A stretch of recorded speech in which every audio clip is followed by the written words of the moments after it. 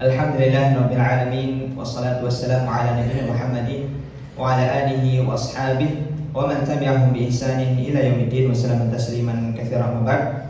Nasallallahu subhanahu wa ta'ala an yamunna 'alaina bi'ilmin nafi'in wal 'amalin shalih wa an yufaqqihana fid din wa an yaftaha lana futuhal 'arifin wa an yarzuqana al-ikhlasa fil aqwali wal a'mali. Allahumma amin. Jamaah salat subuh Masjid Al-Azim rahimani wa rahimakumullah. Kembali kita lanjutkan membaca hadis kita yang kita ambil dari kitab Riyadhus Shalihin karya Imam An-Nawawi rahimahullahu taala. Dan alhamdulillah kita telah sampai pada bab yang ke-14, yaitu dengan judul tidak berlebih-lebihan dalam beribadah. Hadis yang ke-7 ini diriwayatkan oleh sahabat Jabir bin Samurah. Ia berkata, "Kuntu usalli ma'a Nabi sallallahu alaihi wasallam as-salawat, fakanat salatuhu qasdan wa khutbatuhu qasdan." Rawahu Muslim. Aku salat dengan Nabi Muhammad sallallahu alaihi wasallam dalam berbagai salat. Ternyata salat beliau itu sedang-sedang saja dan khutbahnya pun sedang-sedang saja. Hadis riwayat Muslim. Jamaah rahimani wa rahimakumullah.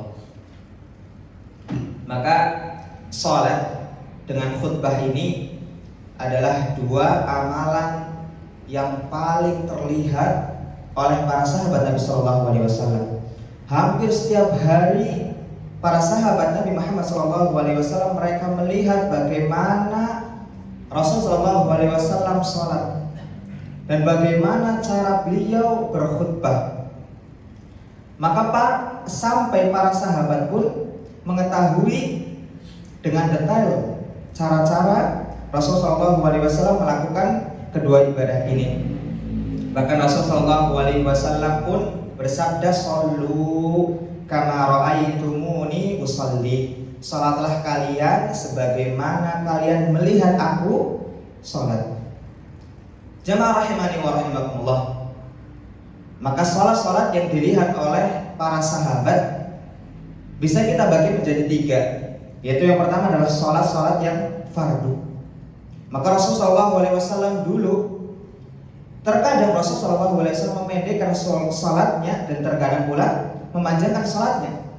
Sebagaimana yang Rasulullah SAW sabdakan, "Man shalla fin nasi falyukhaffif fa inna man wara'ahu dha'ifun wa kabirun wa maridun wa dzil hijjah wa dzil hajah."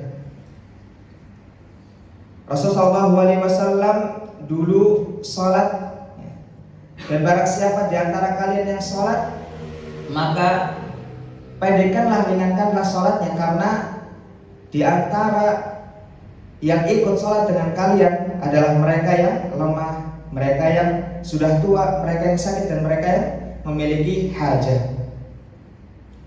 Namun jamaah pendek di sini atau ringan di sini itu tetap memperhatikan rukun-rukun sholat. Rasulullah SAW tetap menyempurnakan seluruh bacaan sholat. Dan juga Rasulullah SAW juga memendekkan sholat ketika mendengar sebuah tangisan bayi, yang mana Rasul takut ketika Rasul memanjangkan sholat tersebut, maka sang ibu ini akan kerepotan, maka Rasul pendekkan sholatnya. Namun juga terkadang Rasulullah SAW panjangkan sholatnya. Sebagaimana yang pernah Rasul lakukan, beliau sholat maghrib dengan membaca surat Al-A'raf, yang mana surat Al-A'raf ini termasuk surat yang panjang di dalam Al-Quran. Kemudian yang kedua, sholat nafilah, yaitu sholat sunnah. Terkadang Rasul pula memanjangkan sholat ini dan Rasul memendekkannya. Sebagaimana disebutkan dalam riwayat, Rasul sholat itu sepanjang sepertiga malam. Rasul habiskan waktunya untuk sholat.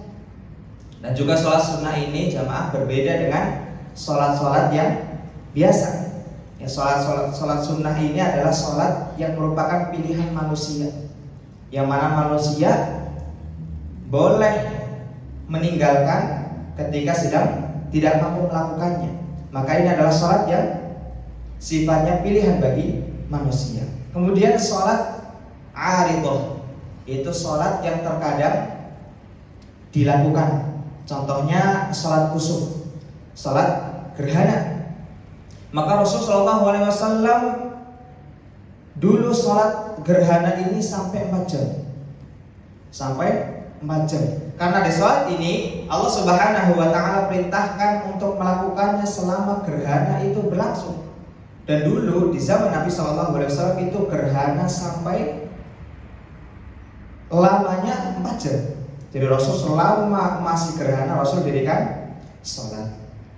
Kemudian juga Rasul SAW ketika berkhutbah Rasul pendekkan khutbahnya, sebagaimana yang Rasul SAW sampaikan, inna tula salatir rajuli wa qasra khutbatihi ma'innatun min fikhihi.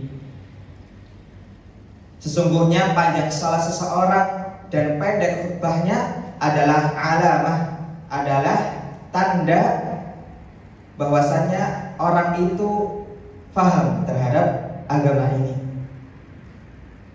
yaitu mereka memendekkan perkataannya dan memanjangkan ibadahnya. Maka dari hadis ini jamaah menunjukkan bahwa Rasulullah SAW itu tidak memaksakan kepada kita, tidak memaksakan kepada kita ibadah yang sempurna itu adalah ibadah yang harus panjang, yang harus berat, tidak. Namun ibadah yang paling sempurna adalah ibadah yang pertengahan, ibadah yang tidak memberatkan dan yang tidak ringan, yang tidak meremehkan ibadah tersebut. Mungkin ini yang bisa kami sampaikan pada pertemuan kali ini. Kurang lebihnya kami mohon maaf. Wassalamualaikum warahmatullahi wabarakatuh.